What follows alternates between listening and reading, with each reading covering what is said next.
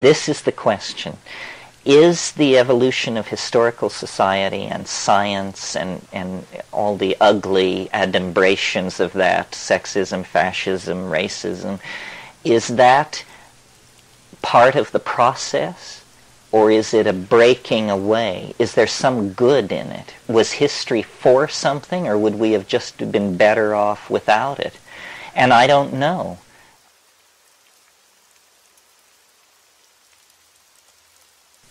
We will, I think, continue this kind of neurotic behavior until it either is our undoing or until we awaken to archaic values. And that's why the weekend is called what it is.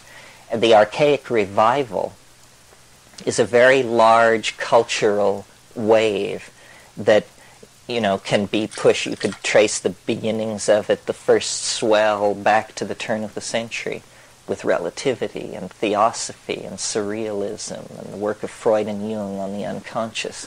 But it's a discovery, a moving toward a realization that the values that can serve us are archaic values, that we have to go completely outside of history. And we have to make, we are going to find out the nature of human nature. We can't have it several ways. We can't live in obfuscation. The real question is man good? Because we're going to find out. Because as we move more and more into this cultural domain that I call the imagination, nothing lies between us and the expression of our dreams. And so far, our dreams have been, I think, expressed fairly shoddily. Our cities are like sores. Our contribution to the ecosystem of the planet is plutonium, pesticides, chlorofluorocarbons, so forth and so on. An apologist for the human race would say, but we had so many strikes against us. The law of gravity, the cost of materials, the resistance of water, air, and so forth and so on. Well, fine, then we're going to get rid of all that. We're going to enter into the imagination where, the tensile strength of a structure is whatever you say it is. This is where language comes in, I think. Language is the sort of the CAD-CAM, the computer-assisted drawing software for creating the reality of the imagination. I think it's overwhelming, our situation, the potential and the depth of the strikes against us. It's really, what's going on this planet is absolutely unique so far as we know. It's never happened before on this planet. Intelligence emerging out of biological organization and actually having a shot at what? Who knows? Being itself is some kind of opportunity. The reasonable expectation is that nothing exists.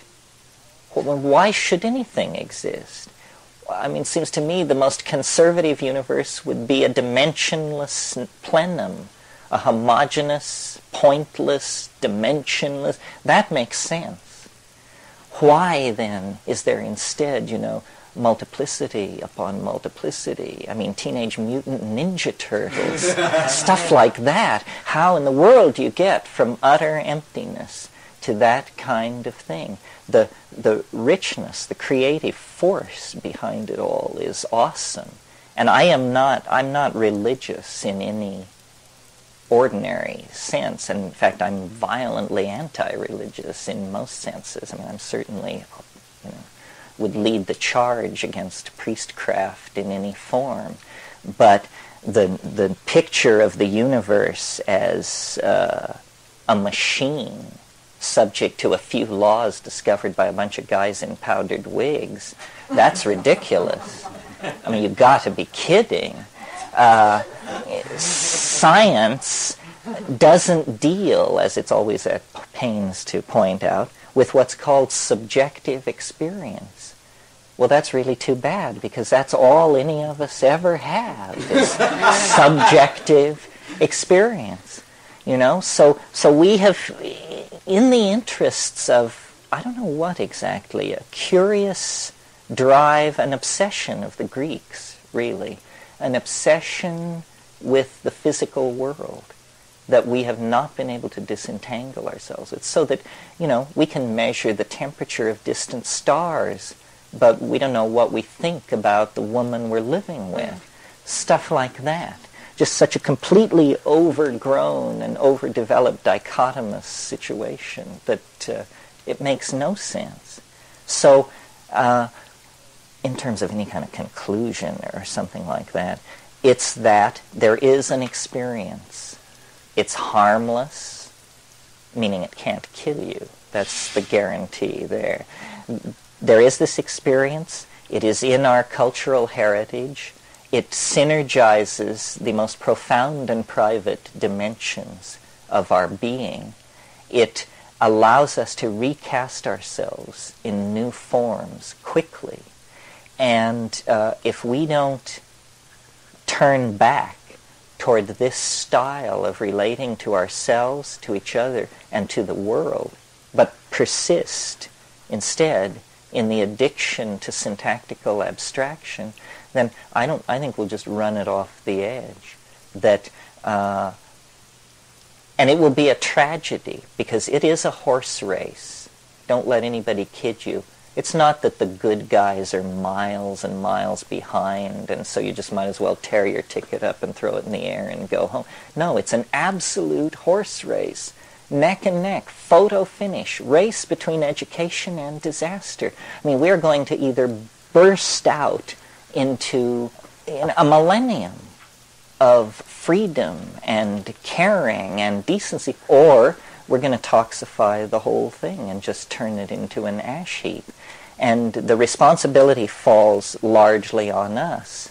And we don't know. I mean, the momentum, the lethal momentum of these institutions is terrifying.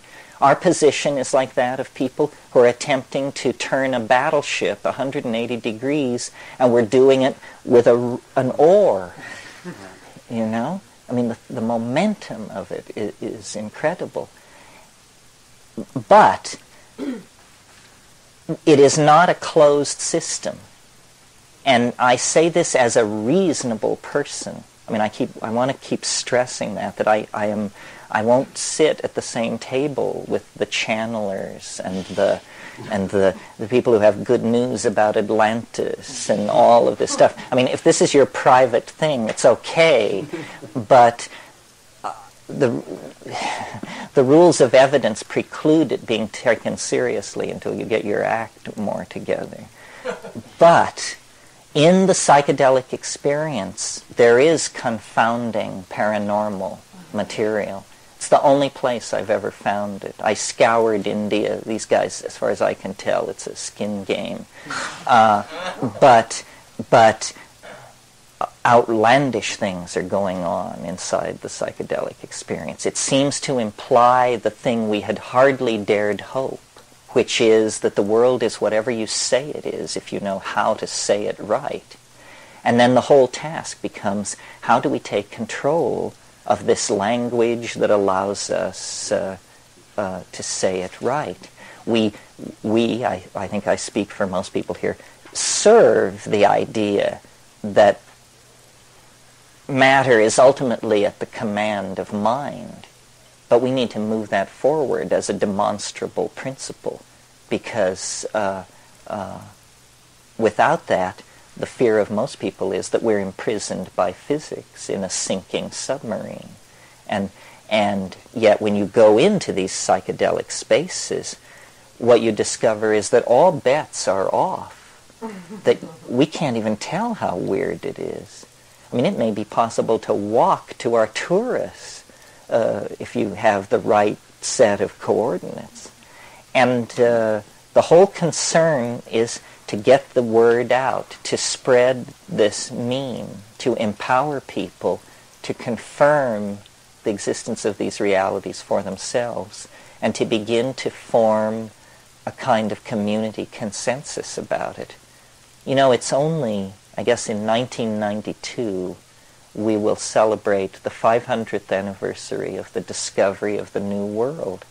500 years ago, people discovered the other half of this planet. And we're living there now. This is the New World. 500 years ago, this didn't exist. What existed was a vast cataract patrolled by sea monsters. And the oceans of the world poured off this cataract into the infinite abyss. And that was the edge of the world. We, the psychedelic people, are like these early explorers coming back and saying, you know, I sailed west for 16 days and I didn't go mad. Instead, this is what happened. And I bring news of this, this, and this. And what we're accumulating are like the diaries of explorers. But there's a world there. It's a mental world, yes. But we are mental creatures. Take note of that. If we could go there, we would go there. And the thing is, we don't know that we can't go there. We have never taken the imagination seriously. We have never taken the self-management of culture seriously. We've always sort of thought things should just go along like a random walk. But now, because of the immense technical power that's come into our hands, the design process of the whole planet is now on our desk. And we're being asked to essentially step into stewardship of the entire planetary environment. We have to have then a vision. We have to have a dream. Not a vision or a dream, the vision, the dream. And it can't come from the personality of individual human beings. It has to come out of the bones of the planet. Yeah.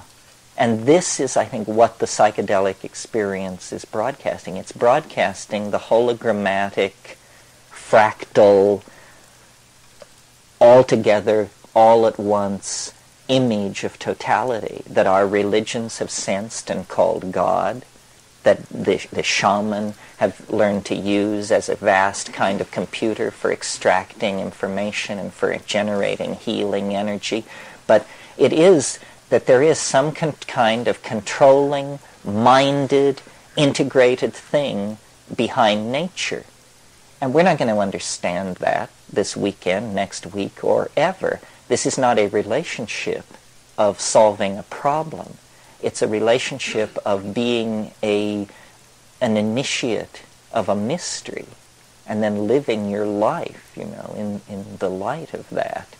And the task of understanding is endless, because understanding is simply the integrated coordination of pattern.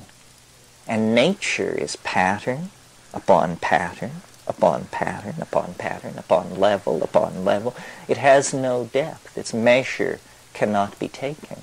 Everything is infinite, and everything is animate, and everything is filled with a kind of deep concern for humanity. I mean, we are the lame little brother because we seem to be cut off from all the rest of this. Well, that's kind of a Blakean take on it. The shamanistic cultures themselves having the notion of a fall, and that and this may just be the people that we happen to interview in our area where we're actually studying it, but that the old days of shamanism were the good days, and what we have now is diluted. And is that just a matter of cultural contact with other cultures, and that the original shamanistic cultures were isolated, or is indeed there a different quality to the time of this 20,000 years ago that led to a general fall amongst our species of people in general? it's a very complicated question. The answer gets pretty technical, or talking about it gets pretty technical. The thing that's so interesting about psilocybin and DMT is that they're so closely related to ordinary brain chemistry. The brain chemistry of all higher animals runs largely on serotonin. Serotonin is 5-hydroxytryptamine. DMT is NN-dimethyltryptamine. Psilocybin is 4-phosphoryloxy NN-dimethyltryptamine, but the phosphoryloxy group goes off as it crosses the blood-brain barrier, so it's 4-hydroxy NN-dimethyltryptamine. So it's very interesting that these powerful, naturally occurring hallucinogens are in many cases only one molecule away from endogenous neurotransmitters. So in answer to your question, it's possible to suggest that we're as close as one mutation away from significant shifts in the chemical mix of the human brain. And for instance, in the pineal gland, there's an enzyme called adenosine, which is chemically 6-methoxy-tetrahydroharmalan. It's very closely related to the harmine alkaloids in ayahuasca. Well, the persistent myth about ayahuasca is that it creates states of group-mindedness and telepathy. The original alkaloid was actually named telepathine until it was discovered that it was structurally similar to harmine, which had been previously described by Hochstein and Paradis. So, in other words, what's going on here is the possibility that language, telepathy, and all of these mental abilities that are unique among human beings have to do with a very, very small number of mutations in the brain-amine production pathways. One of the things that I want to talk about here is the possibility of new forms of communication, and that the psychedelics can stimulate new forms of communication among human beings, even in the way that they created language in the first place. In other words, I see language as a Model A version of something which could be made a lot more efficient and better and effective. You had something, and then or did you? You go ahead. All right. When humankind changes direction and goes towards the altered state, the psilocybin altered state, and that projection, what do you think that we will do with science and all of the stuff that we've created that is destroying us? Well, science, there are different ways to practice science. The Greek style was, science was a spiritual undertaking. The purpose was to know. The idea being that somehow there was something good about knowing. I mean, I had a philosophy professor who said, first of all, I'll teach you how to recognize the truth. Secondly, I'll try to teach you what's so great about it. And this is that kind of a situation. Science, philosophers of science are perfectly aware of the limitations of science. It's the thousands and thousands of workbench scientists who think of themselves as servants of a world religion who create the problem. We need to know how matter works, and we need to know the things which science tells us, but it is no basis for extrapolating into human values. And the culprit there is the concept of social science.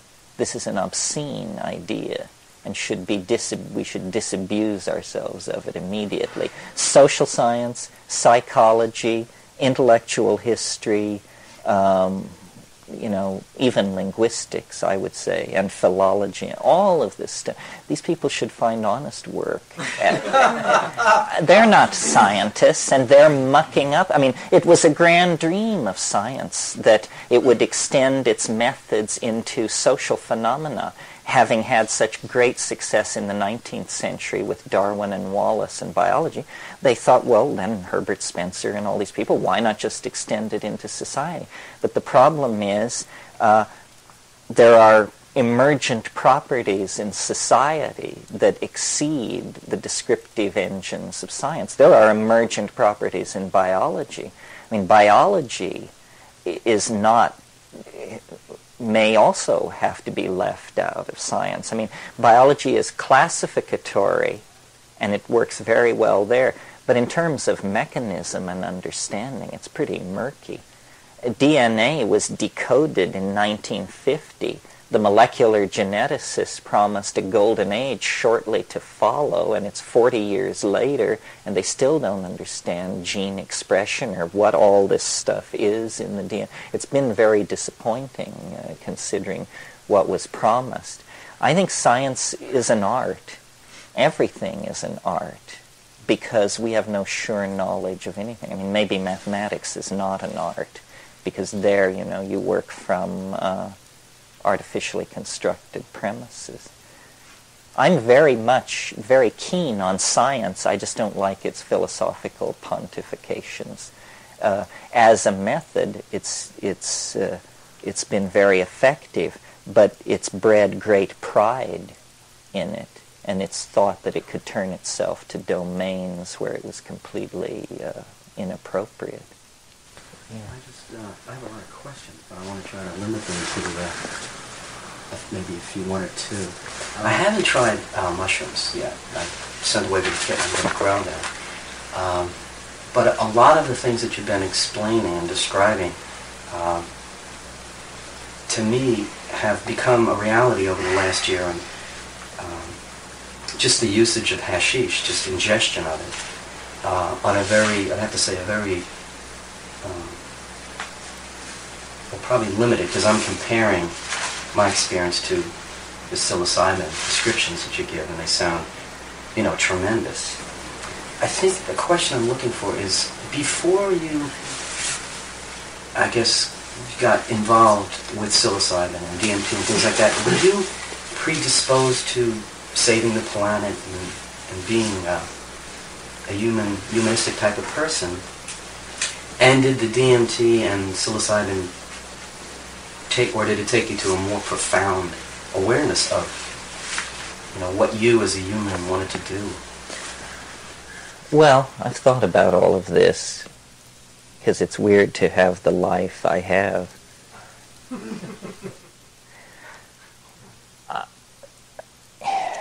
It's so strange. I mean, until I went into therapy, I thought I had the most ordinary family in the world, and then once you're in therapy, you discover, that no, it was the most insane scene you've ever heard of, and you just didn't notice. But I've always been interested in nature, and I've always been interested in beauty. And I think it was the pursuit of beauty that served me best, because when I was a kid, first I started out collecting rocks, and then I collected butterflies, and then in my emergent phallic phase I was an amateur rocketeer, and the major thrill there was setting off these explosive fuels and watching the possibility of shrapnel and all this stuff. And then as I got into rockets, I got into science fiction. And science fiction I really consider a proto-psychedelic drug, because what science fiction does is it gives permission to imagine. It says, try it this way, this way, this way. And then you get, as a kid, you get the idea, that anything is possible. That's what science fiction teaches you. And then... And I was really obsessive about science, and I wanted to be an astronautical engineer, and Wernher von Braun was my hero and all that. And then it sort of flipped at some point, and I got in, and I decided that I had been terribly narrow And I was figuring all this out for myself. I was in some little town in Colorado, and I decided I'd been terribly narrow and that it was all in the humanities. And I began reading Henry James and all this stuff. And I was into Aldous Huxley as an example of an English novelist, and read Antique Chrome Yellow, After Many a Summer Must Die the Swan, and so forth and so on. And then came upon The Doors of Perception. And just, I was like 14 years old, and it was astonishing. And I said, if a tenth of this is true, then this is the most amazing thing there is. Well, if you've read The Doors of Perception, it's actually a terribly conservative gloss. I mean, it's all about looking at pictures and seeing the iskite in the folds of your trousers and thinking about how that relates to Meister Eckhart and all this Huxleyan type stuff. But that gave me the idea, and then I stuck with it. I stuck with it somehow and found marijuana, and that went on to LSD. And then my great good fortune, I think, is that just a few months after I took LSD, somebody brought me DMT. And DMT is a miracle. I mean, DMT is like something that fell out of a flying saucer. I mean, it is so strong and so psychedelic. I mean, I can't imagine being more smashed than that, or wanting to be. I mean, it's more like a near-death experience than any near-death experience I ever heard anybody describe. They sound absolutely pedestrian compared to a DMT trip where, you're sure you're dead. You say, what the hell else could it be? And then I went to Asia. I was at Berkeley when I had all these drug experiences, and then I went to Asia and tried to find it with yogas and all that, and ended up smoking a lot of hashish and becoming more cynical than ever about spirituality, and just saying, hashish and LSD. That was, before I went to the Amazon, that was what I discovered that really convinced me you could get somewhere, was take a bunch of LSD and then smoke great hash on top of that, and really crazy things do go on. And then I went to the Amazon, and, incredible shamanism is happening there. I mean, they don't hold back. The method I used in India was I would just say, what can you show me? I've read all these books. I know how to manipulate all this multisyllabic mumbo-jumbo, but just one thing. I said, oh, no, it's not happening. It's very pushy. But then when you go to South America, then they just say, okay, let's go out in the forest, we'll get this stuff, we'll cook it up, and tonight we'll show you our best trick. And it slams you to the wall. I mean, you plead for mercy. And it was a vindication, because the thing I want to stress, and I don't know if it's as important to you as it is to me, but you do not have to sell out to any form of airheadism. You can be as tight-assed as you want. You can be as hard-nosed as you want. You can be as demanding, analytical, rational as you want. And the thing is bigger than you are. It'll just take you apart. It'll make you weep like a baby. So there's nothing about faith and sensitivity and reaching. And no. When it comes, it kicks in the front door and takes you prisoner.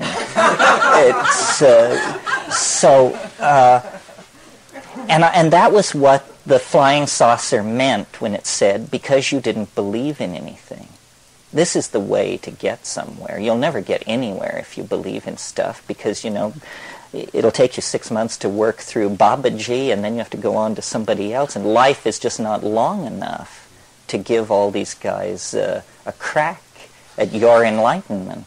So, you sort of have to goose it along.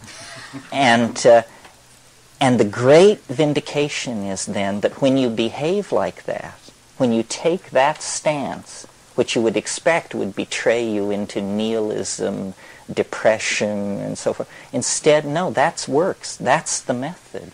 Then the gold, reject everything but gold. And you know what gold is? It looks like gold. It feels like gold. It's not something that you have to, you know. I mean, I'm amazed at what thin soup is dished out as spiritual food. And it's because we are, as individuals, conflicted, you know. I feel this in myself. I mean, it's hard to take psychedelics. It's not hard to sweep up around the ashram, but it's hard to take psychedelics. You know, I read some stuff by Andrew Weil where he was talking about going in search of, you know, the ayahuasquero, the curandero, and he talks a lot about these guys that are mixing up this sloppy brew, and they're drunks, and they're just, you know, I don't even know if you could go down to the Amazon and find, I don't know what you could find. I haven't been there, but what his accounts were is there's a lot of just slop and drunk stuff happening there. That a lot of these guys are alcoholics, you know. No, you're absolutely right. And that's the main thing happening, was the alcohol throughout, and the Christianity's just kind of pervaded so much of this stuff that I wonder what's left and how you find it anymore. Well, it really helps to do your homework. It really helps to go down there knowing as much as you possibly can about all this. Because meaning, apparently so much of what you get out of it has to do with how it's made. That's who right. Makes it, how it's mixed, That's and right. so on. And if you don't make it yourself and you don't know what's happening, then what have you got? Because ayahuasca is a combinatory drug, it isn't like peyote or mushrooms or morning glories where you get the thing and eat it, and if you eat it in sufficient amounts, it works. This is something where two plants have been combined, and the proportions must be correct, and the method must be correct. So there's a huge room for personalities to come into it, for fast shuffles of all sorts, and mind games of all sorts to take place. These guys, a lot of them are very egotistical too. There's a lot It's of ego true. involved. No, what you have to do if you're into ayahuasca, or what we did, was first of all, we drank a huge amount of swill, and we worked our way slowly through these people. And if somebody appeared to be an asshole, they were so classified and moved on. And eventually, we got to good people. But what we did then was we got samples of their stuff, brought it back, put it through mass spectrophotometers and high-pressure liquid chromatography, saw what the proportions were, collected the live plants, moved them to Hawaii, grew the plants, reconcocted the thing, remass spec'd what we did, and made it as much like the good stuff as possible. So it was a project of 15 years and really maniacal dedication. But I have the faith, you know, I mean, that if given sufficient time to work on ayahuasca, you could produce a drug out of there so good that it would be ludicrous to suggest that it was illegal. I mean, because you see, this is brain soup. These are all neurotransmitters. There's not a non-endogenous neurotransmitter in the whole beverage. So really what you're There's not a what? a non-endogenous neurotransmitter, meaning everything in this drug that you're about to drink is already in your head. There's nothing unusual where drugs like ketamine, mescaline, LSD, there's none of that in your body. What's it like? What's the trip like? It's like a slow-release DMT trip. It lasts 4 to 6 hours, and it's intensely visual. And unlike psilocybin, it doesn't have this outer space, science fiction, mega apocalyptarian kind of take on it, which is what psilocybin does. I mean, psilocybin shows you the machines preparing to transport the faithful away from a burning earth. That's not what ayahuasca is about. It's about nature, water, flow, life, energy. It's almost, you know, when MDMA was so hot and people called it an empathy drug and said it makes you empathetic with the people you're with, ayahuasca makes you empathetic with the people you're not with. And that's a much more profound experience because there's so much more of them, you know. I don't understand how you mean that, empathetic with the people you're not with. I don't quite get it. You feel the poignancy of the human situation. You feel, well, see, I'm usually in a hut somewhere surrounded by a bunch of Indians, and suddenly I understand what the songs are about. And they're always about the same thing. They're about the water and the people and the life and the fish and lost love, but you have this heart opening thing. Say, you know, the folk, this is their mystery, this is their I'm getting it now, I'm feeling, you know, this huge wave of the wisdom of the folk. And they say this to you in Peru. They say, you know, this is our university.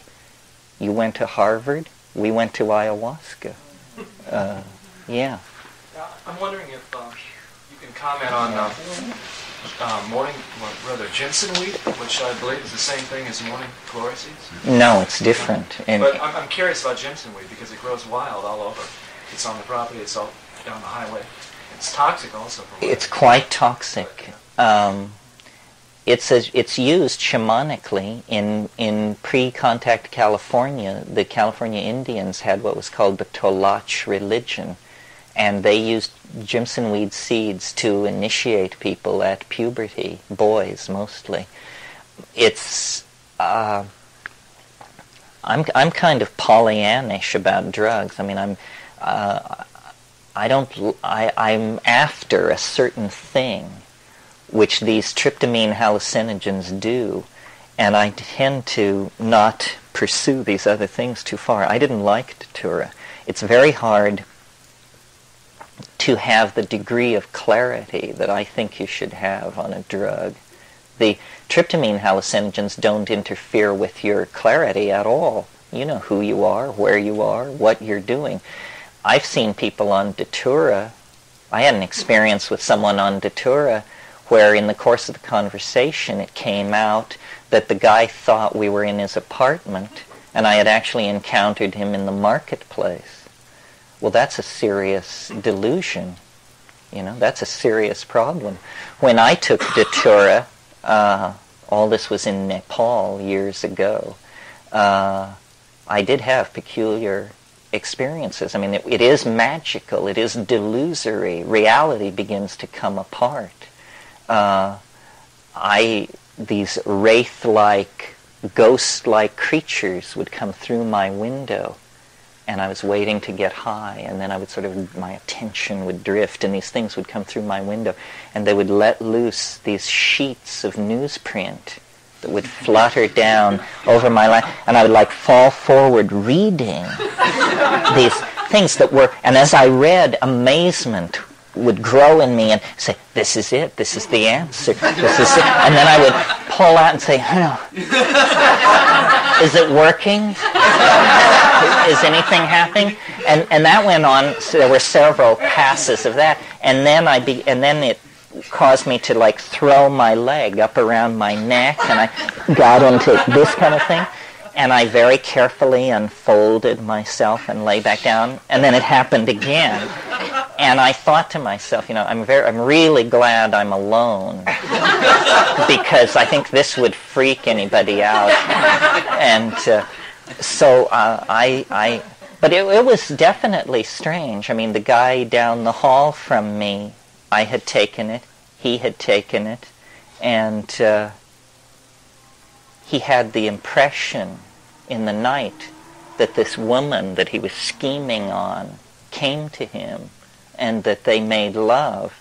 And in the middle of the night, I got up to go to the John, and I had to cross through his room, and it was also my impression that she was in bed with him. Well, when we sorted it out the next morning, she'd been 30 miles away throughout the whole incident and had never been there. So it's interesting. There are a lot of altered states. Maybe that's a good point to make.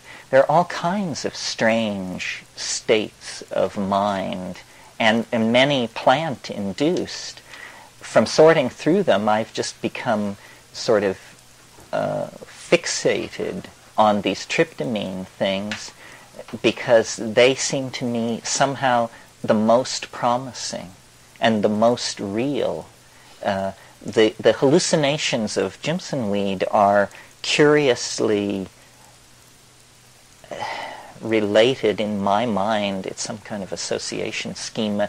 They're like seances and table tapping and Victorian women in shredded lace dresses, and that's, about as far from a DMT hallucination as you can get.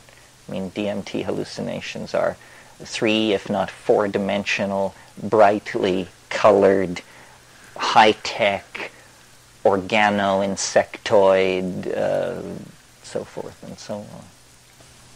You talked about the momentum is so strong, and then having to change it. And I think of all the people that are opposed to drugs, and they think every drug is the same and so forth. It just seems like an impossible task to be able to educate where these drugs would be available, and then people could take them and they see the world in a healthier way. What do you have to say about a question like that? Well, it's this struggle about human nature, defining human nature, Is it good to take certain drugs? Is it always bad to take drugs? Can you always tell a drug from a food, from a spice? What do these words really mean? All we can do is what we are doing, which is replicate the mean. Hold these workshops, try to build a core of consensus about what we're talking about. And this is itself quite elusive, you see, because what we're talking about is a mental event. Less focused than, let us say, orgasm.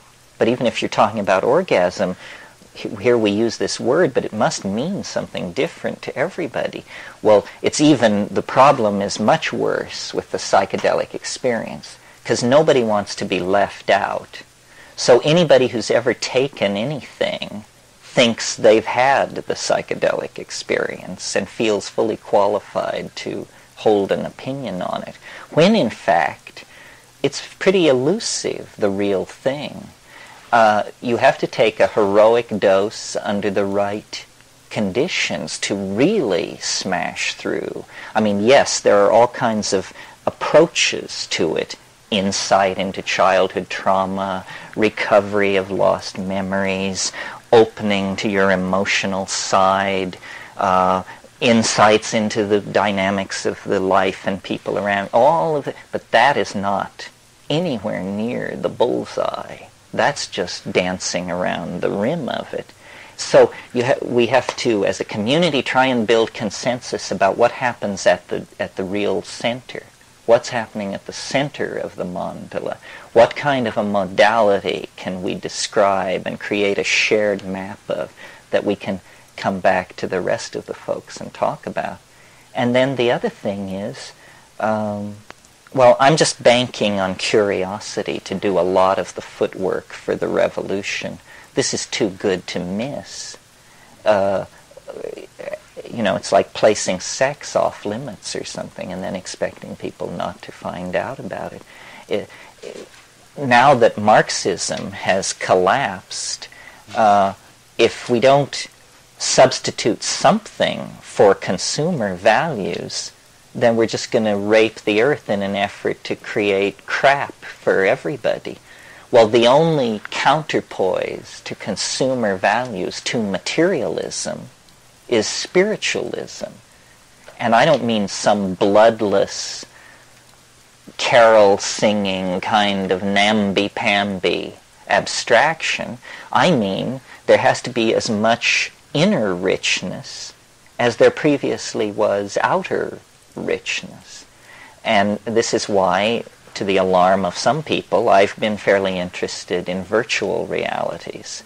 Because I think, if everybody wants to live in Versailles, the only way you're going to be able to do that is if you make Versailles a disc for $3.95 that they can plug in and then go live in it. So we can't preach to the have-nots the virtue of voluntary simplicity when we're riding around in BMWs and collecting Monets. That doesn't make a lot of sense. So building a core consensus this is still in answer to your question, what can we do? And then replicating the meme. And I introduce this concept in each of my workshops because I think it makes it easier for you to understand what's happening here. A meme is the smallest unit of an idea. It's like a gene is to proteins. Proteins are made by genes, and genes code for proteins. Okay, well, ideas are made out of memes. And you link a few memes together, and you have an idea. Memes, like genes, can be replicated. You replicate them by either telling the meme to many people, or telling a lot of people all at once. And then these people you've told, they become potential replicators of the meme. And there is a domain of culture that is like an environment of competing ideas. And the memes go off and live in this ideological environment. And some flourish, and some are consumed by others, and some are incorporated into others.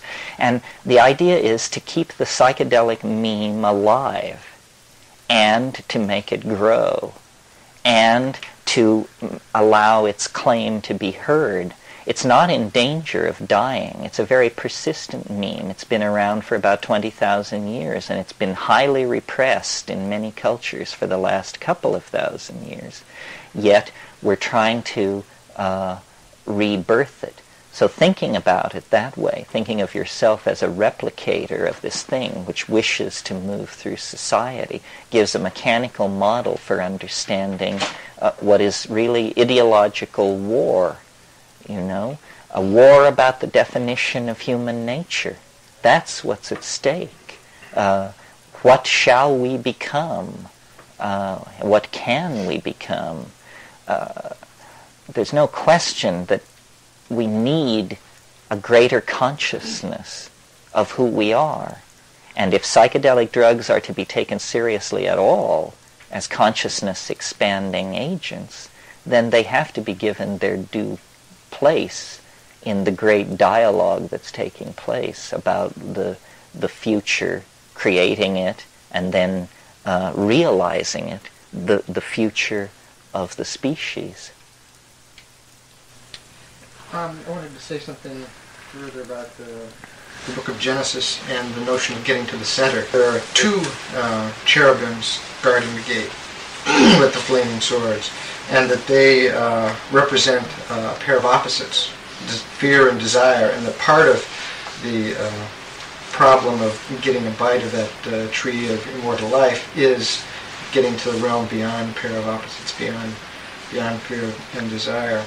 And the other related thing is that the question of why this world is not one of just homogeneous perfection, and instead a world of multiplicity of forms and conflicts. And it's from a drop of ignorance that spills into undifferentiated perfection, and from that one drop of ignorance proceeds the multiplicity of the world we experience. This is a Gnostic idea, the drop of ink in the pure glass of water. Yeah, well, Gnosticism was the idea, I mean, it had many forms, but the basic idea was that light had been scattered through the universe, and that the task of salvation was to gather this light together and to somehow transmit it back to its source in some higher dimension, which is a pretty good metaphor. One of the issues that comes up in these workshops inevitably, and I confess I don't have a real answer for this, is, you know, are we a part of nature and the stewards of nature, or are we out of nature? Are we of another ontos and sculpted for a different destiny? It's very clear that the life of the planet and our success as a conscious species, these two things have to either be split away from each other, or one is going to be the undoing of the other. And this is a real problem. This problem haunts Western thinking. It's nothing new. Is nature God, or is nature the devil? I mean, that's the harshest statement of this problem. One of the ways of detecting breast cancer is with thermography, where they look for a hot spot on the breast, and that's a suspicious area. And I think when I'm up in an airplane at night and I look down on Gaia, I think of this as an organism, a giant organism, and say, gee, there's a cancer down there. It's hot. You can see it. It's glowing. And you go down there, and what you find is, if you look upon us as sort of the cells which have gone awry, and the way in which we've gone awry is the nature of our consciousness, in that it's focused in terms of time and space and causality. And then the thumb, the prehensile, the ability to do something about it, because I don't know for sure, but I imagine that the dolphins could have their consciousness with a sense of time, and they might have some of the same time, space, causality understanding of the physical world that we do, but they lack the ability to do anything about it. To project force into the world. So that given those two qualities, this quality of our minds to look upon the world through, in this way, time, space, and causality, and that thumb, we have become the cancer on the organism of the earth. Well, see, it's quite a negative thought. It is negative, and I'm not sure that I buy into it, and I'm not sure that I don't buy into it either. This is the question. Is the evolution of historical society and science and all the ugly adumbrations of that, sexism, fascism, racism, is that part of the process? Or is it a breaking away? Is there some good in it? Was history for something, or would we have just been better off without it? And I don't know. Sometimes I think of Western civilization as the prodigal son. You know, we went forth, we left our father's house, which was the archaic style of existence. We left our father's house, and we wandered into matter and cut deals with demonic forces, and millennia have passed, and now the earth is polluted, and we are back at the longhouse, saying to these people, do you have any wisdom that can save us from our fate? Well, they do, to a degree. I mean, they have this deep insight into natural dynamics and curing, and maybe more. I mean, maybe there is magic in this world. But we know some things, too. I mean, we can summon the energy of the stars, if necessary, down to the deserts of this planet, or to the cities of our enemies, if necessary. And this is no small accomplishment. On any scale, this is quite impressive. I mean, my God, that cytoplasm could create a strategy for triggering fusion. It's amazing. So I would like to think that this peregrination into matter went for something, that these are skills that we may need out in the universe when we really get our wings and take off. And that this deep involvement with matter, it was a kind of an addiction. And if we can pull out of it, a great deal has been learned. I mean, after all, if people had stayed in the rainforests, then we would have been ineluctably linked to the destiny of this planet as an animal species. And what if this is the only intelligence in the universe? Then I would think we have a certain obligation to preserve it past the life of the existence of the solar system. So if we're not willing to commit ourselves at any phase of our evolution to a technical phase that involves mastery over matter, then we have no more defense against the larger universe than raccoons and katydids if push comes to shove.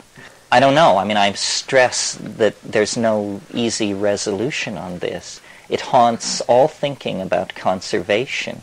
I mean, I thought throughout the 80s, why aren't the conservationist space colony enthusiasts? Why don't the Save the World people support the high-tech solutions that would move industry off the planet? Why are these various factions unable to make common cause behind a very large vision? And I don't know, but I think as pressure mounts for solutions, this will have to be done. I mean, I would like to live in a world where the entire Earth was a bioreserve. I would like to live in a situation where the idea that there would be heavy industry inside the bioreserve would be thought an abomination.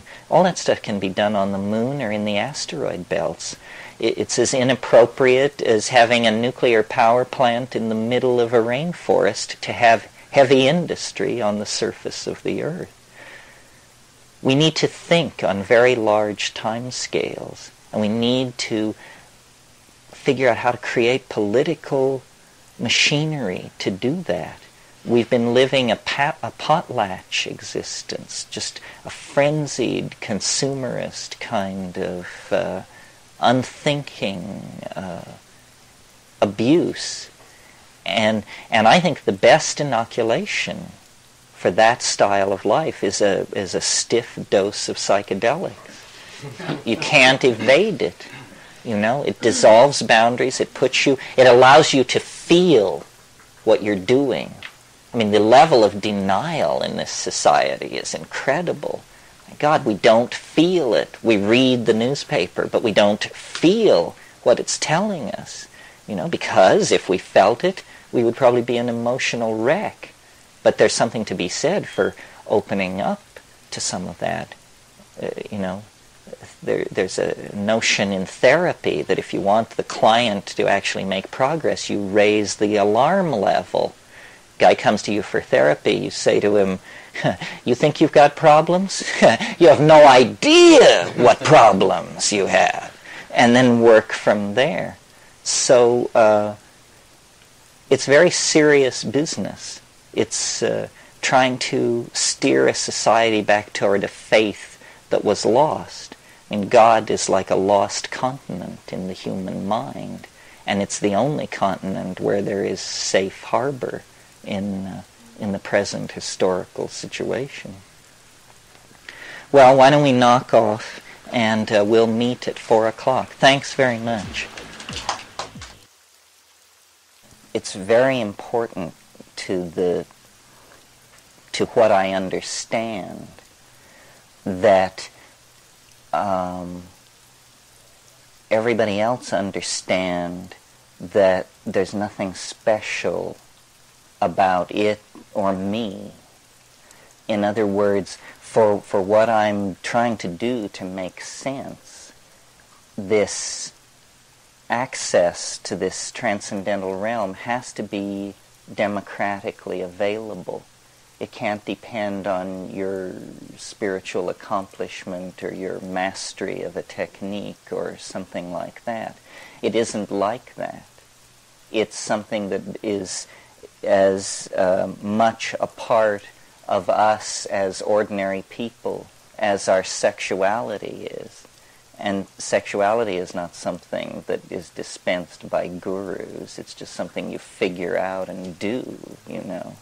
And this is much more along those lines.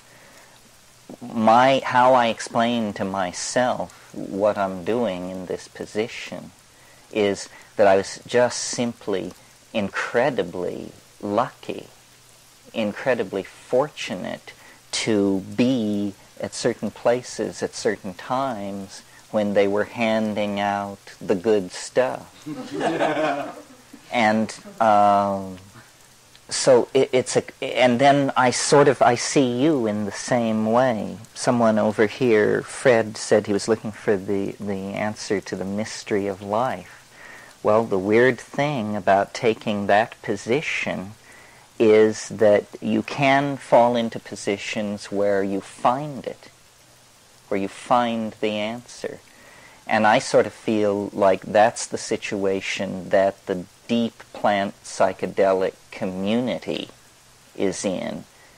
It's a sense of having found the answer, and now the task changes. It's a completely different kind of spiritual universe that you live in after you've found the answer, because the task becomes facing the answer, facing it. You now have it. It's no more about disciplining the passions and all the... No. It's now been handed over. And so what are you going to do with it? And this is, to my mind, in a way, the problem and the challenge that we face globally as a species. You know, if the holy grail of the Western mind was the ability to release energy and form matter and to control nature, then this is now achieved. The goal, so now the whole context of the problem changes, and the problem becomes changing our own minds, controlling the hand that controls the energy. And this is an entirely different kind of problem. It is not to be solved with the analytical knife plunged again and again into the body of nature. That whole approach is seen to be, at best, passé, at worst, bankrupt. So instead, it's about trying to edge up close to nature and feeling as individuals and as a society very peculiar about this. You know, it's like going back to your rape victim and pleading for their forgiveness. And yet, as I've tried to make sense of these psychedelic experiences, first in a general way, saying, you know, what are these molecules for? Or is that a proper question to ask? What are they doing for the plant? What are they doing for me? As I've tried to come to terms with what this might all be about, I've come more and more back to the notion that it all lies in the plants, that our peculiar restlessness, which in modern circumstances has evolved into a rapacious appetite for addictive substances of all sorts, our peculiar inappropriateness in all contexts. So we are not quite simply complex mammals. We are certainly not angels, and we just seem to occupy a very uncomfortable place in the hierarchy of creation. I think this has to do with the fact that we are the traumatized inheritors of a dysfunctional relationship, a relationship that grew dysfunctional in the last 15 to 25,000 years. And what we call history is the fall out of a dynamic, here and now, feeling-toned relationship with our environment and into, you know, this anticipation of the future, worry about the past, basically ego. And I recently spoke in New York, and New York is a very nuts and bolts kind of town. And people there took issue with the notion that all of our problems can be boiled down to a single problem. If you trace the thread of every screw-up back into the maze, it all comes back to a single issue, which is excess of ego. We all have excess of ego. And our entire situation, legalistic, psychological, religious, everything is about this, that it doesn't work. It's maladaptive, and yet we have it. And why do we have it if it's maladaptive? If it doesn't promote human values, then how in the hell did it get started, and what is it that's maintaining and sustaining it? Well, this is what I want to talk about over the course of the weekend. When I pushed the analysis of what the psychedelic experience meant to the limits, I was surprised to discover that it left the domain of my personal relationship to the mystery. You know, what is it? What does it want for me? What is it trying to say? All that had to also make room for another issue, which is there's a political issue here.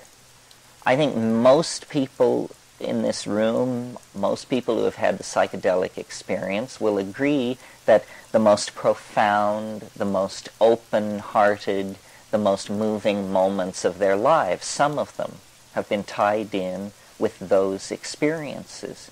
But we seem unable or unwilling or afraid to extrapolate that conclusion to the notion that this is a general panacea for society, because we cannot conceive that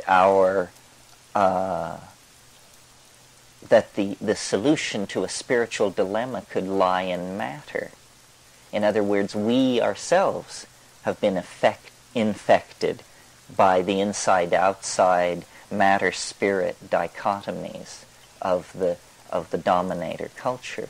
But the notion that man, notice the gender thrust here, the notion that man could somehow bootstrap himself to Godhead without reference to nature seems to me highly peculiar, and simply nothing more than an expression of hubris, pride, a belief, that we can do it our way and alone.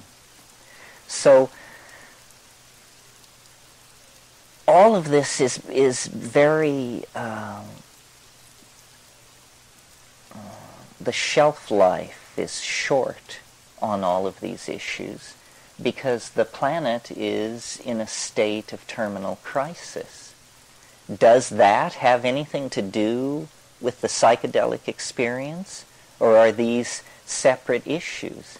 How can they be separate issues if the psychedelic experience is a mirror of the state of the individual and collective psyche, and if the planet is on a collision course with some kind of terminal crisis? It seems to me then that nature is struggling to right this disequilibrated planetary ecosystem. So in a sense, there is nothing to be done except to watch and wait. But on the other hand, we are not apart from nature. We are, in some sense, a portion of nature which is the most reactive and energetic, because we are reactive and energetic in the domain of epigenetic codes. We can foment rapid change. Until recently, it was a truism of thinking about society that all change had to be gradual. This myth has now been exploded. We know that, you just take them all out and hang them, and then that's not gradual, and then you've got a new world. And this has been done in several places with excellent success recently. So change need not be gradual. And in fact, I think we're entering into a historical domain where very little change will be gradual. Gradual change was a luxury of the past. Well, how to come to terms with these processes, patterns, forming and reforming in our lives, in our relationships, in our families, in our businesses, in the extended relationships we have with people. What is needed, you see, is a kind of collective breakthrough in apperception.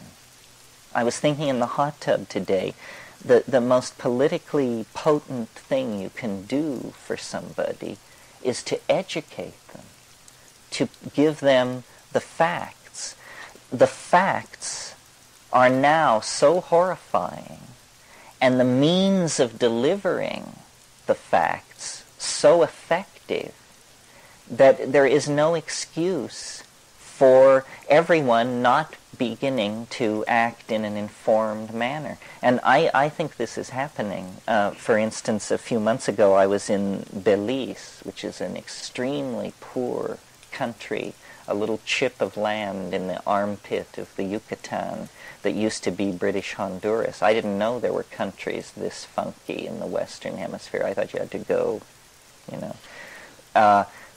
They have the fortune, good or ill, of speaking English as a national language.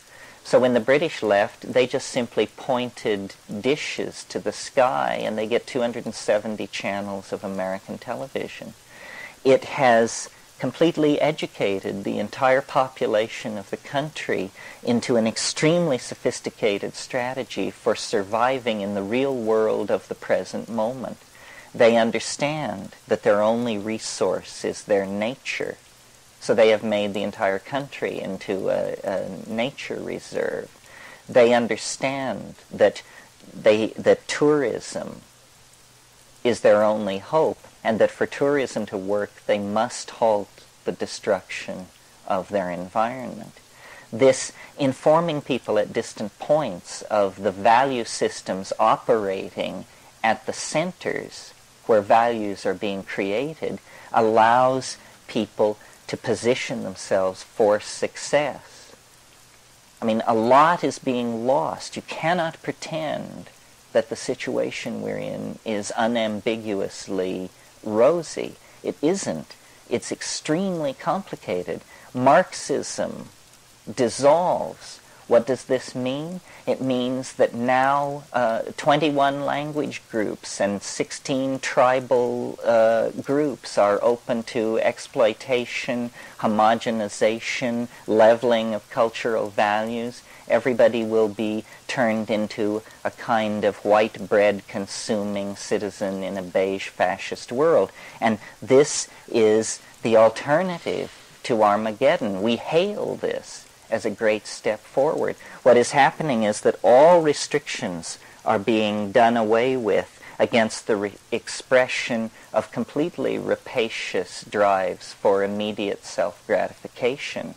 Until 18 months ago, only half the world had permission to behave like assholes. Now this permission is being extended to everyone as quickly as possible as a right.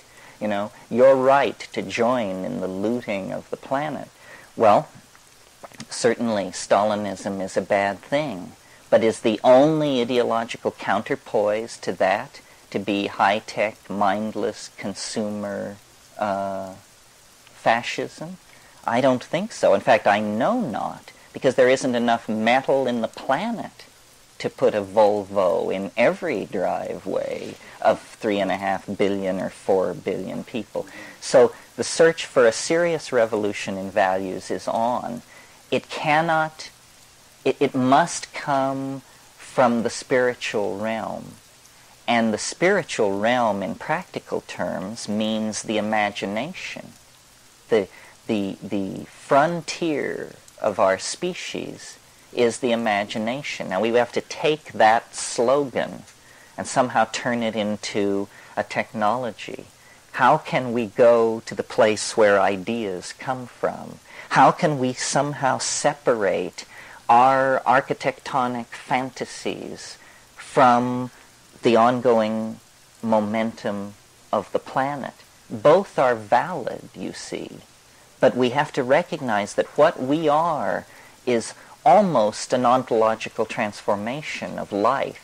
We are to life what life is to the inorganic realm, and we need to separate ourselves from the planet. The planet, the entire planet, should be a bioreserve. How many of these oxygen-rich, water-heavy worlds are there? Now, of course, it's pie in the sky to talk about moving all heavy industry into space or to the asteroid belt or something like that. But on the other hand, when you extrapolate a visionless future, even as much as 3 or 4 decades into the future, you see the accumulation of problems on such a scale that then there will be no pulling out of the power dive. Because once a society passes a certain point in the process of dissolution, you just don't make a decision to change. I mean, it's too late. You don't have the engineering skills. You don't have the technical community. You don't have the resource extraction ability. It's all slipped through your fingers. Well, I think psychedelics are catalysts to thought, to imagination, to understanding. And we are like somebody who has been dead drunk while the house was burning down around us. And now we have awakened to the sound of falling timbers and the smell of smoke. And we have a certain limited amount of time to figure this situation out. We don't have 500 years or 100 years. Anybody who speaks in terms of solutions that require 100 years or even 50 years to implement doesn't understand the dynamics of the situation. History has some kind of will for its own transcendence. And I think we are now so close to the dropping of the mask and the realization of what the game was all along, that the sense of this nearby revelation informs all of our lives. I mean, drives our dreams, our thoughts, the choices we make, why we're here in this room this evening. It's very big news, I think. The world is not at all as we suppose it to be. I find that very amazing. I mean, that's the bottom line for me. I always think of these things in reference to that scene in 2001 when the anthropoid apes are leaping up and down and screaming and pointing at the monolith. That's what we're doing here in this room. I mean, the subject of this weekend is unspeakable. You know, it can only be obliquely indicated. Whatever you say about it is not true. And yet it is somehow the informing mystery of being, and it is not remote. That's the big news. That the previous human model, which is that we are all poor, groveling sinners, and that gnosis will trickle down to us from the wonderful folks up on top of the steep building nearby where they're conducting mysterious business with liver readings and stargazing. That model is insufficient and insulting, considering the situation we have been brought to by those very stargazing men wearing dresses. So I think what we have to do now is just take the machinery into our own hands. It's a matter of personal responsibility to find out what the world is really doing, what it is. What do you think's going on? What do you think this is all about? Who do you think you are? What do you think English is?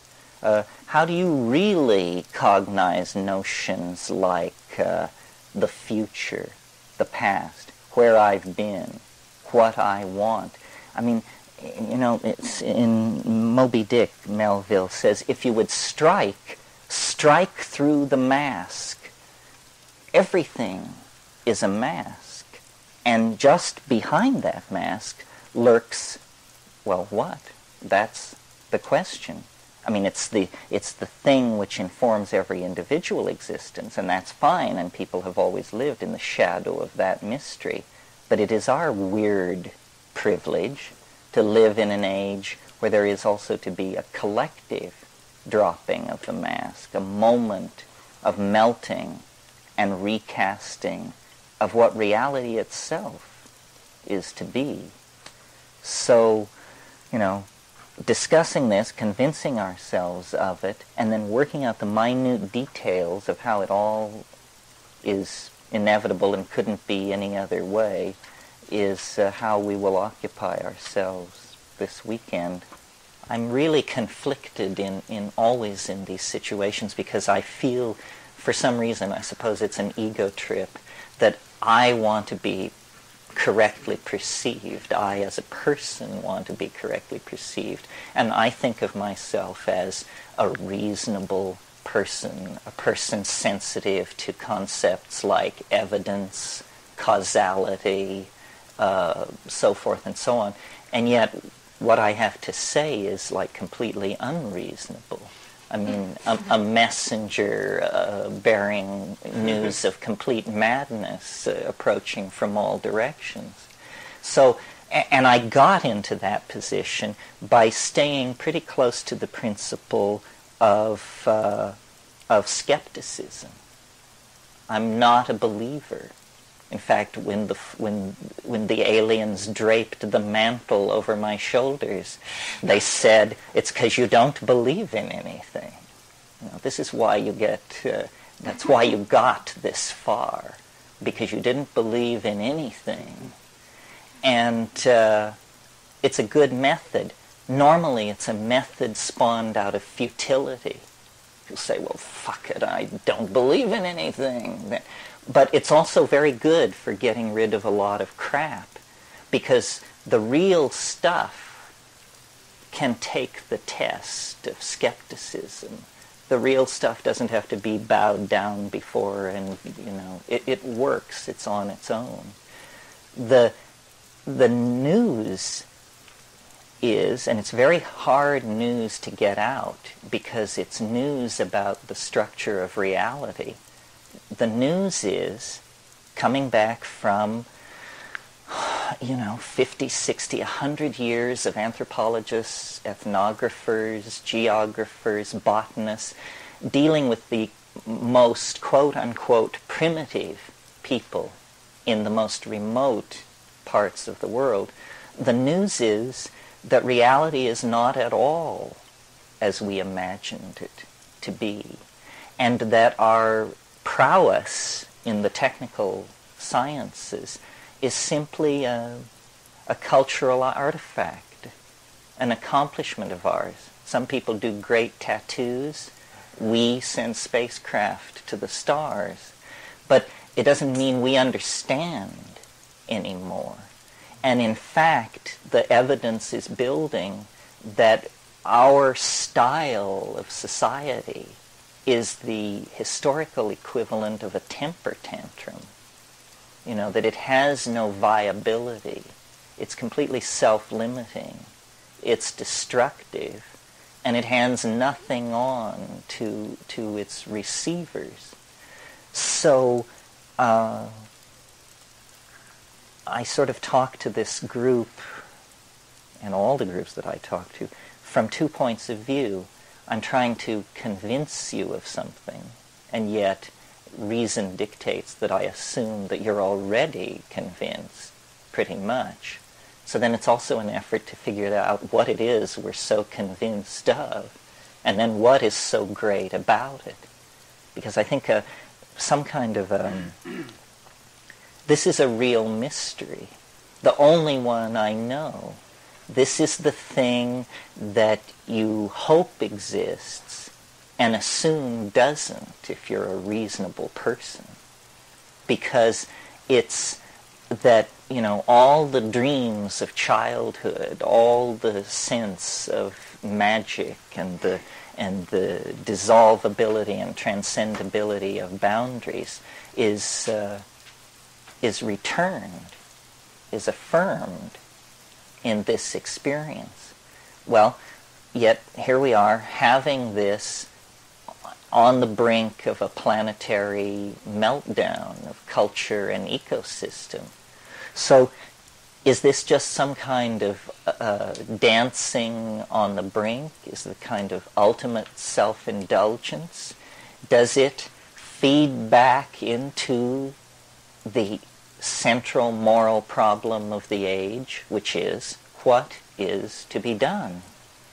What are we to do? How can we be effective, whatever that means? Is there a discernible role for each of us to play in the metamorphosis and near death of the planet that we are now experiencing? Or are we simply to witness it? Well, I don't think there's any point in thinking about these kinds of questions unless you draw back to the big picture, to first premises.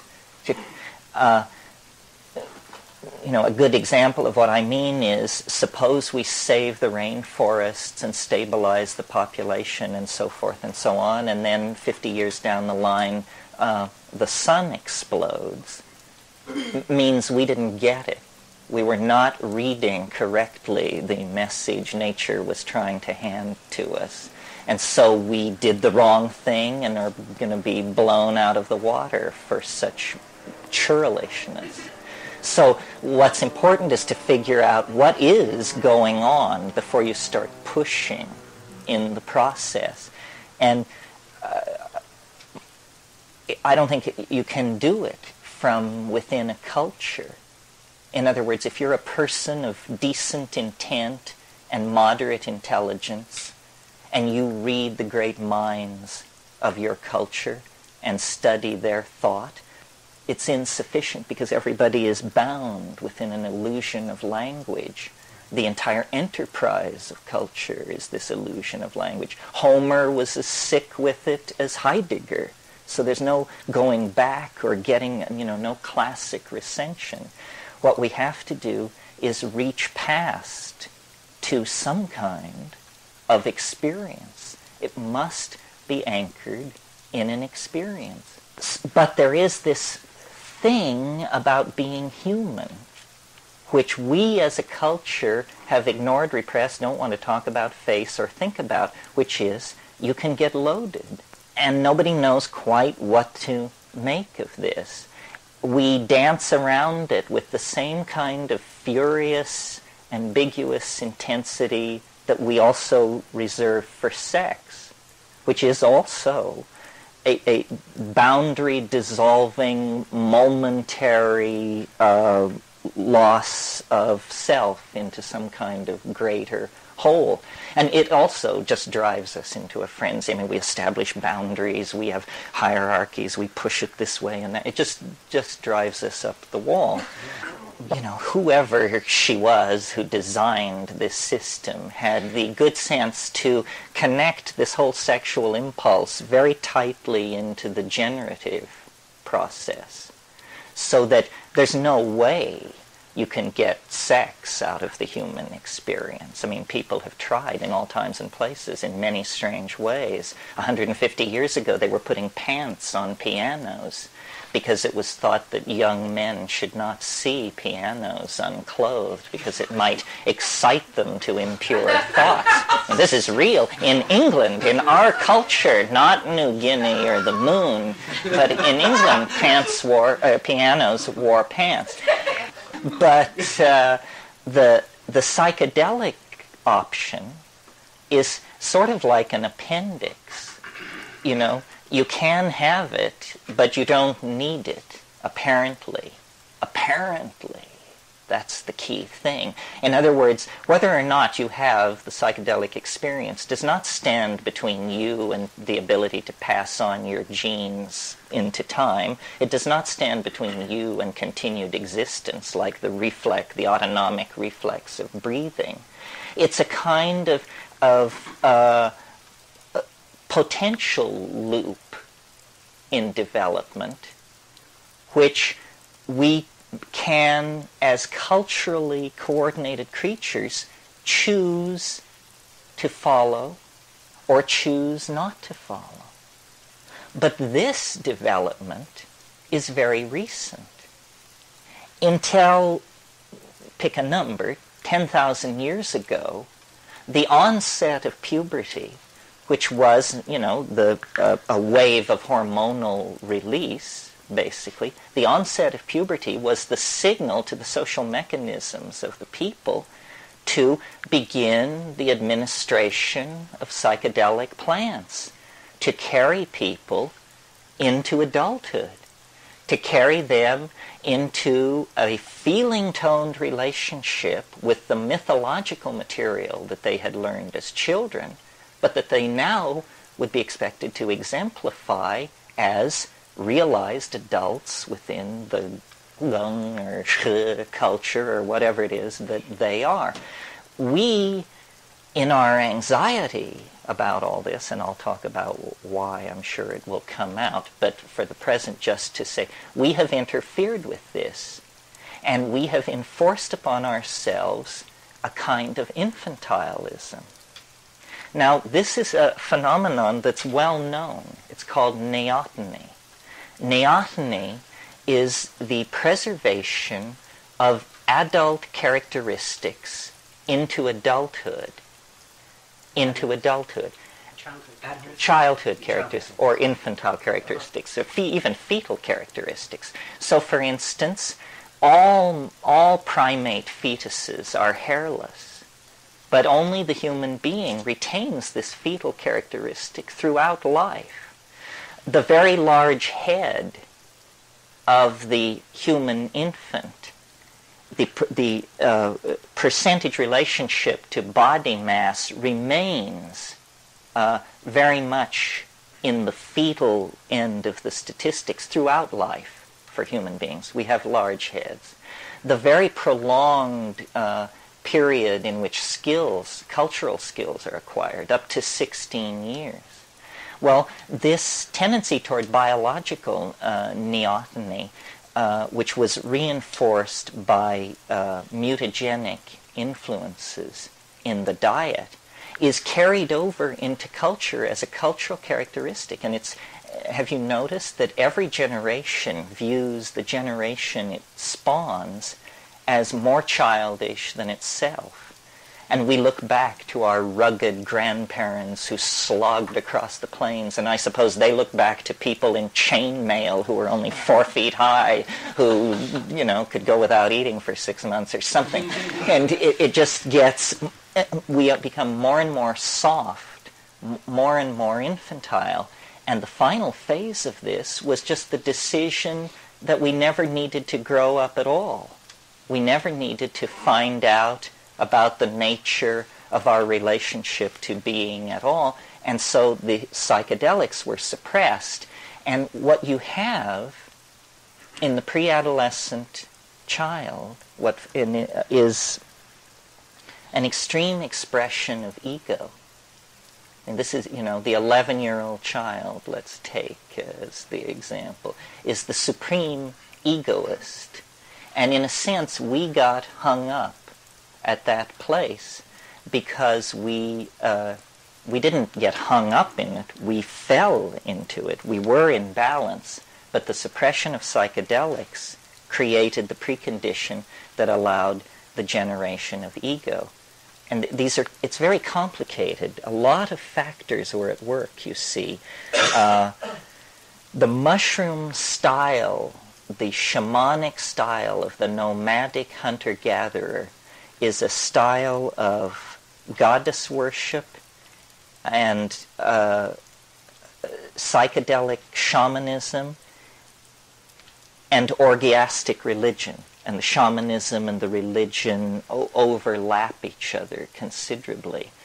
The style that replaced that was a style of domination, hierarchy, with alpha males, with powerful males controlling females at the center of these hierarchies. And to my mind, the concern that caused the shift was the accumulation in the psyche of these hominids of enough ego that there became concern for the line of male paternity.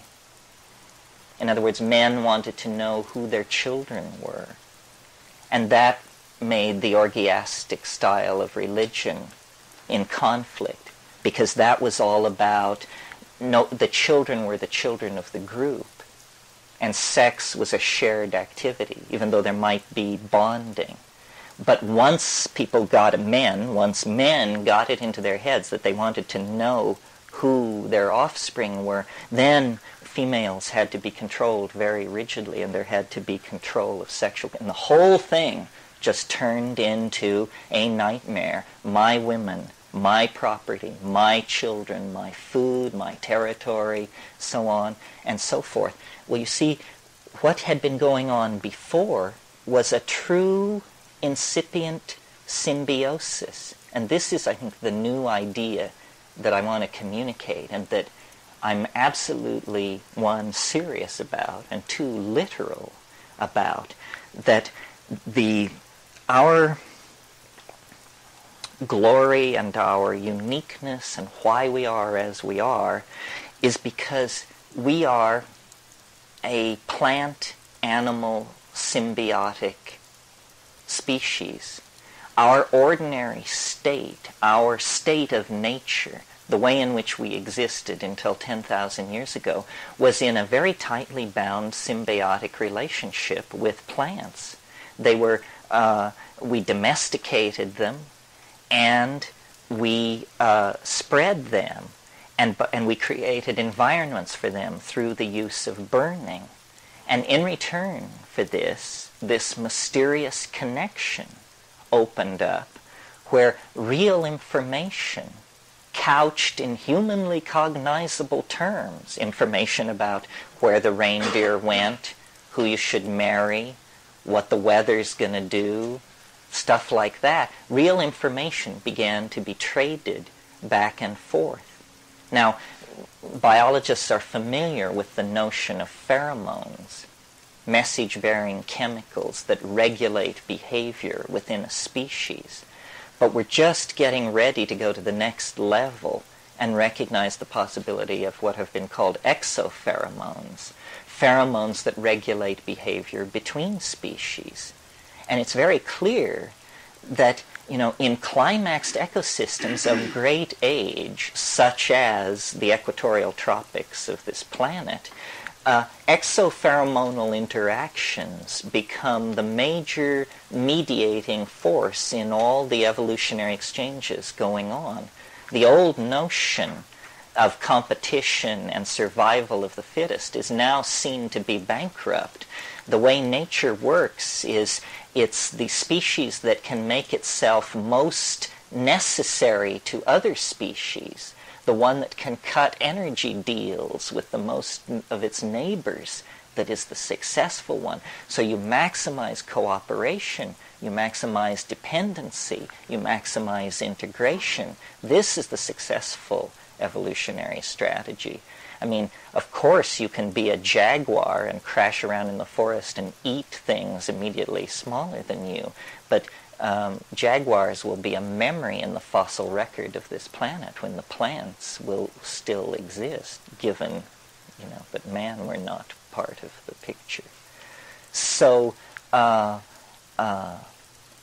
dynamic of life dictates that these energy levels be held very close. Is that outside of the natural, or?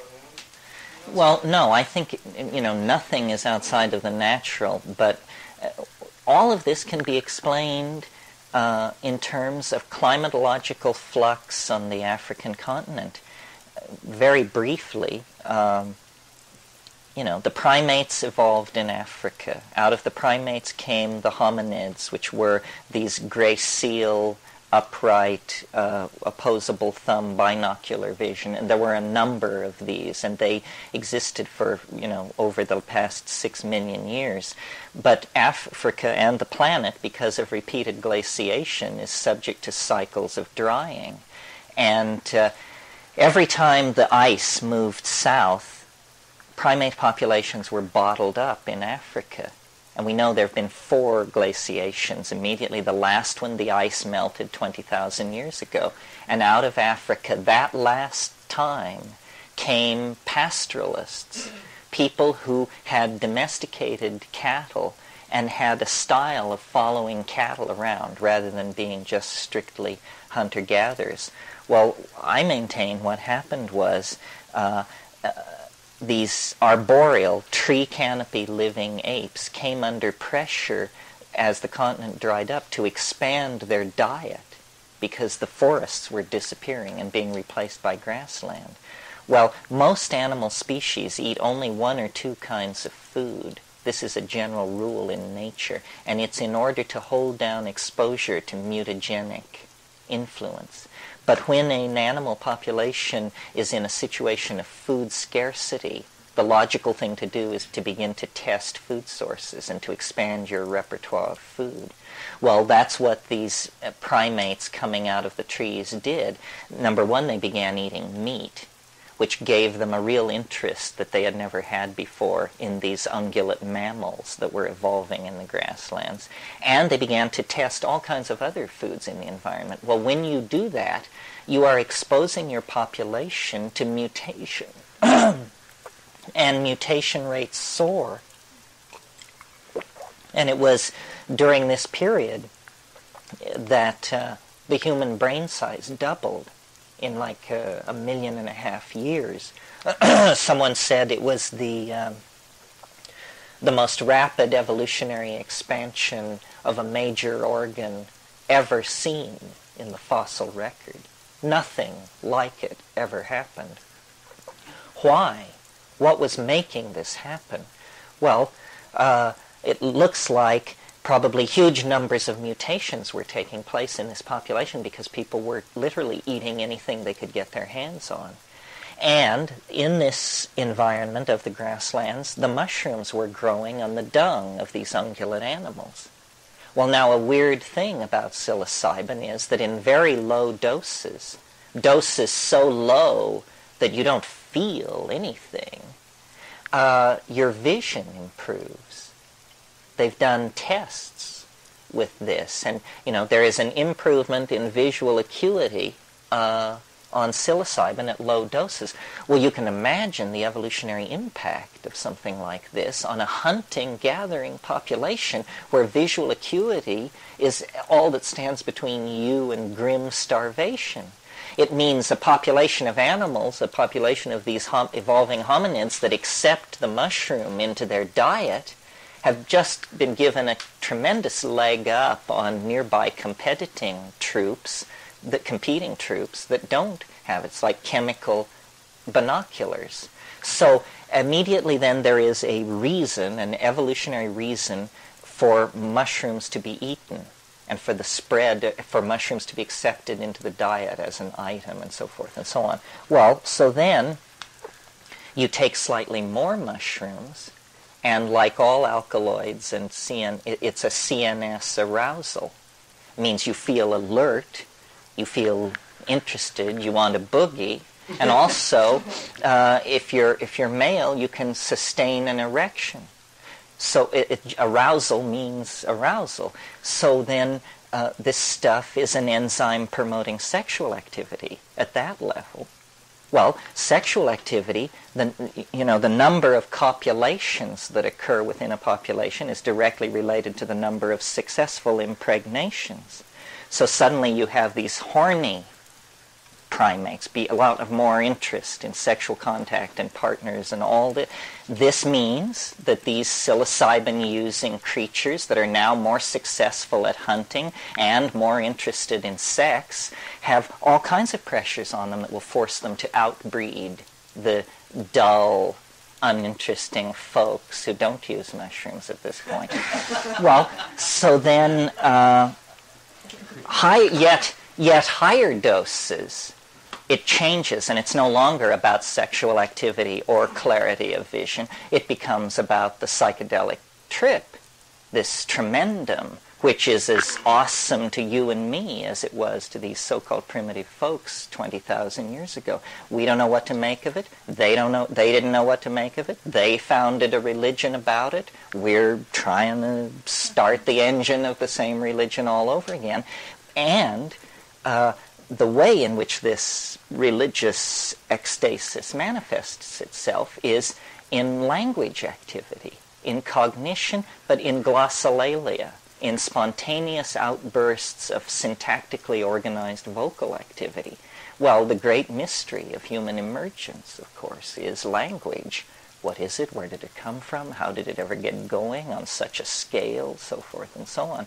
But it looks to me like what we're seeing in psilocybin is a kind of neurological enzyme, a catalyst in the environment that could take an evolving primate population and put it through a series of forced changes that produce ultimately a self-reflected, minded creature practicing a shamanic mother goddess religion in this nomadic context. And that was paradise, and that was the ideal for the archaic revival.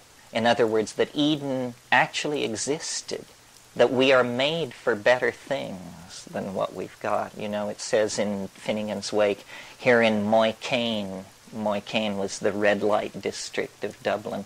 Here in Moycane we flop on the seamy side, but up Nayent, prospector, you sprout all your worth and woof your wings. That's a promise for the future. Up Nayent you sprout all your worth and woof your wings. But also, antes, we sprouted our worth and woofed our wings. And this whole nostalgia for a perfected shamanism in prehistory is reasonable, I think. I mean, I think we had something, an unimaginably precious gift. We had consciousness and dynamic order. Consciousness as we experience it now within the confines of history is most analogous to cancer. I mean, it's just, replicating, spreading.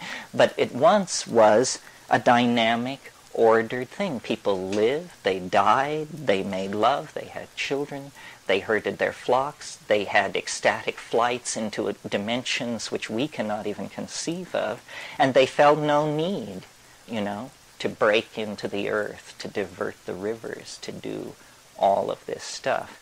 And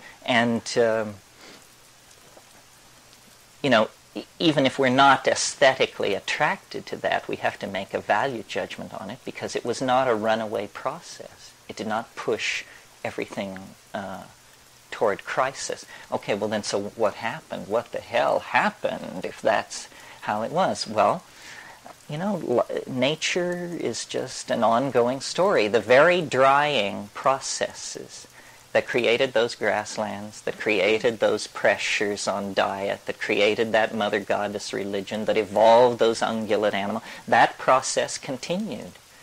And the grasslands dried up.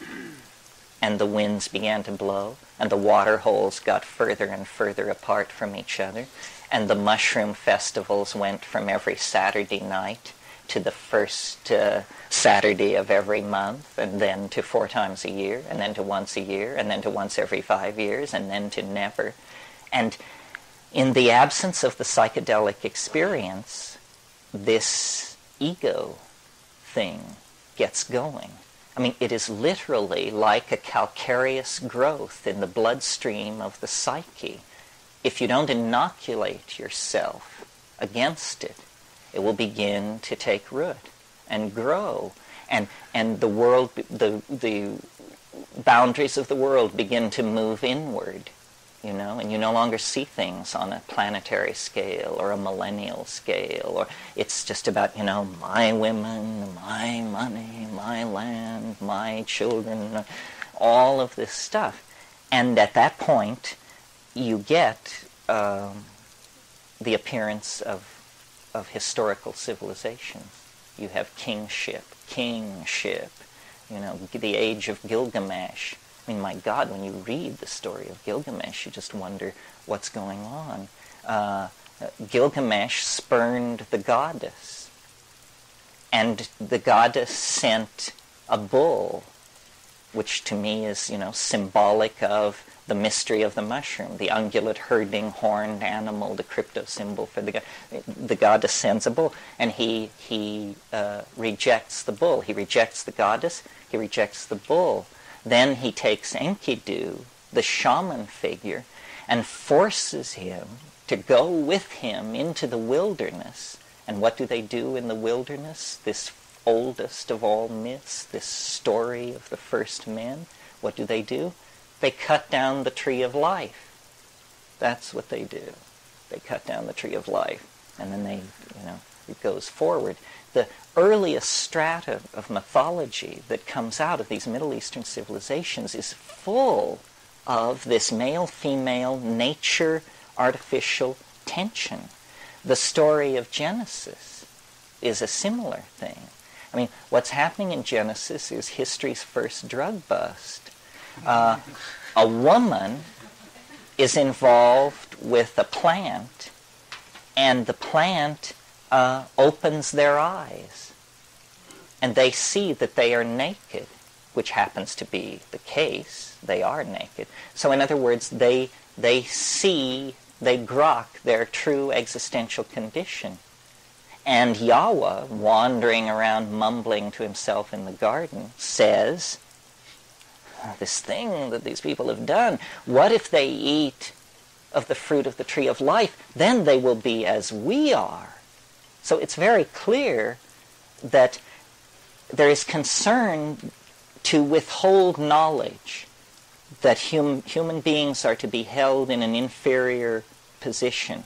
Otherwise, if they were to eat of the fruit of the tree of life, of knowledge, they would be as we are. So there's this whole tension. And in the story in Genesis, you'll recall Adam and Eve are cast out of Eden, and an angel is set at the east of Eden with a burning sword. Well, what I take this to be about is it's a story from a strata where already the shift to the dominator culture has taken place. But they're looking backward at the partnership society on the grasslands of Africa. And the angel with the burning sword is nothing more than the sun. That they literally were cast out of Eden. Eden disappeared around them. It dried up and blew away. And there was nowhere to go but the Nile Valley and Palestine. And these people who appear in the Nile Valley and Palestine at about 9,800 BC, called Natufean, come out of nowhere with a very high culture and a tremendous ability to exploit plant resources. And I think they are the remnants of this partnership culture. And you see the way in which all this ties into the present and attempts to be more than just a kind of cultural reconstruction of prehistory is we're trying to understand who we are, why we are the way we are. Well, the major thing that now that we have transcended ideology, and nobody gives a hoot whether you're a Marxist or any of that anymore because we've all seen through that, the new issue is human nature. And it evolves around this drug thing. Is it the true and purest expression of human nature that you should drink nothing but cold water and eat nothing but raw vegetables, and any departure from this is an abomination? And then when you get to drugs, this is really an abomination. What should be our relationship to substances, and why are we the addictive creatures that we are? I mean, I know that elephants intoxicate on papayas and bumblebees get loaded on sugar water and this and that, but human beings addict to dozens of substances, to behaviors. I mean, all kinds of things. A guy goes out in the morning to pick up his paper off his porch, and it's not there. And he has a heart attack. He has to sit down. My God, what am I going to... And he has to have instant relief from the traumatic crisis of the non-presence of the morning information fix. And the phenomenon of falling in love, which doesn't really happen with other animals. I mean, other animals bond, but they don't go bananas in the way that we do on this issue. We're chemically highly cued in a way that a lot of animals around us aren't. So then history, because of this addictive drive within us that we have, because of this disrupted symbiotic relationship in prehistory. See, we're looking for the score, but we can't quite find it. Imperialism doesn't do it. Heroin doesn't do it. Sadomasochism doesn't do it. Nothing quite does it. But we keep trying stuff. Cocaine, money, fascism, mercantilism, ideology, all of this stuff. We are very, very restless. And the path of our restless, frantic peregrinations across the intellectual landscape is what we call history. You know, it's our effort to try and get straight, get back to something which we feel we deserve and that we lost, and that we don't know quite what it was. Well, meanwhile, in the rainforests, in the Arctic tundra, these little brown people have been keeping the gnosis going, never questioning, never doubting, millennia after millennia, going into these hyperdimensional mind spaces and operating there. While this has been going on, we have been elaborating positivism, scientific philosophy, building atom smashers, so forth and so on. We have created, then, out of our infantile cultural style, what Erich Fromm would call a fecal cultural style, because we just excrete stuff, you know, all kinds of stuff. They have held this mystery. But they, to my mind, the mistake that has been made is that it's been thought that they understood it. That we now go to the shamans and they will explain to us what the inner skinny is on all this. That isn't it. There's no explaining this. Once you've been there, you know the futility of a notion like understanding the psychedelic experience. It's like understanding the ocean or understanding a planetary ecology. We think that things are to be understood, but some things are simply to be, you know, what's the word, appreciated, imbibed, to be in the darshan of them.